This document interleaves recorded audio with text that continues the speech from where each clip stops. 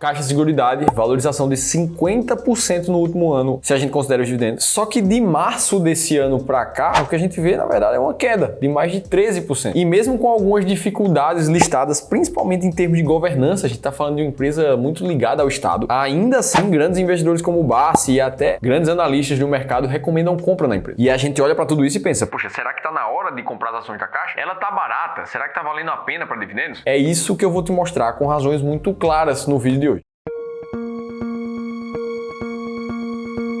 Boa, vamos lá. E para isso a gente vai começar olhando para os últimos resultados da empresa. E aí os painéis de resultados da Caixa são muito bacanas, eles mostram um resumo muito legal de receitas operacionais que cresceram 15% na comparação anual, o que acabou puxando o lucro líquido gerencial para cima também em 12%. Enquanto que o ROI, o Return on Equity, que basicamente é a rentabilidade do capital do investidor que está naquela empresa, essa caiu. O que a gente vê é que o ROI no final de 2023 era de cerca de 66% e caiu para 58% aqui. E aí aqui a própria companhia fez um comentário de que se você desconsiderar a distribuição de dividendos, esse ROI seria de 64%. Agora, no meu ponto de vista, isso aqui não faz nenhum sentido, já que o fato é que a rentabilidade sobre o capital do acionista, ela caiu. E que caso isso permaneça assim no futuro, vai sobrar menos espaço para pagar dividendos. Não adianta tentar reajustar aqui. Números não mentem e o fato é que o ROI da Caixa caiu. Mas beleza, isso é uma pequena observação. O fato é que a receita e o lucro líquido seguem se valorizando. E se a gente for tentar entender o porquê que isso está acontecendo, basicamente é porque o desempenho comercial da Caixa está sendo muito positivo em todas as linhas de trabalho que ela está. Se a gente olha para seguro habitacional, a gente vê um alto de 10%. Se a gente olha para seguro residencial, um alto de 15%. Assistência, mais de 59%. E isso também acontece em todas essas outras linhas aqui. Então, em número de vendas, a Caixa Seguridade vai muito bem, obrigado. Inclusive, aqui a gente encontra uma sinergia que os analistas da XP Investimentos consideram muito positivo, que é a exclusividade que a Caixa Seguradora tem para vender produtos do ramo de seguro, de capitalização, de consórcio para os clientes da Caixa Econômica Federal. Para quem não lembra, no passado os clientes da Caixa Econômica tinham até outras parcerias com outras corretoras, outras seguradoras. A UIS já entrou nesse processo também. Só que desde que a Caixa Seguridade abriu capital na bolsa, a exclusividade ficou com essa empresa, o que faz sentido. A gente tá falando de um guarda-chuva ali da Caixa Econômica. E aí beleza, recomendação de compra para cá, empresa valorizando para lá, o próprio Barsi falando muito bem da Caixa nos últimos meses. Só que eu tenho dois motivos muito claros para duvidar da Caixa Econômica, eu já vou te mostrar. Só que quando eu tava fazendo esse vídeo aqui, eu me lembrei de uma conversa que eu tive com o João, um dos consultores de investimentos aqui do Clube do Valor. E ele comentou comigo que numa das consultorias gratuitas que a gente fez na semana passada, um dos investidores apareceu com praticamente 30 mil reais alocados só na Caixa Seguridade. E essa observação por si só, ela não tem problema nenhum. Às vezes o investidor tem essa ação na estratégia e tá tudo certo. O problema é que quando a gente perguntou para esse cara o porquê que ele tinha essa parte do patrimônio em Caixa Seguridade, ele simplesmente não soube responder. Pelo menos não com argumentos fortes. Ele falou que ouviu o Barsi falar muito bem dessa empresa, que gosta, que confia na seguradora de um dos maiores bancos do país, que já está aí há muitos anos, mas na verdade a decisão dele não tinha nenhum aspecto racional, quantitativo mesmo. E eu vou te falar que esse tipo de resposta de não sei por que invisto é muito mais comum do que a maioria de vocês imagina. E é justamente nessas poucas vagas que a gente oferece em consultorias gratuitas aqui do Clube do Valor que a gente fornece um PDF exclusivo para cada um dos investidores de forma individual, considerando o contexto de cada um, te mostrando exatamente o que é que você tem que fazer baseado em estratégias comprovadas, com argumentos quantitativos. Isso tudo depois de uma reunião de 1 hora para conversar diretamente contigo, conhecer teu caso e definir todo esse plano com você. E é por essas e outras que a gente sempre recebe feedbacks como esse aqui, onde um dos investidores falou que atendeu muito às expectativas. Deu para ver que vocês são profissionais sérios e qualificados, principalmente por nos auxiliar visando o nosso objetivo. Então, se você quer participar de uma reunião, de uma consultoria gratuita como essa, se inscreve em uma das vagas que vão estar aqui disponíveis nesse link. É só preencher um breve formulário que vai aparecer na tua tela e que também vai estar no primeiro link da descrição do vídeo. Beleza, antes de falar o que é que me deixa em dúvida sobre a Caixa Seguridade, por que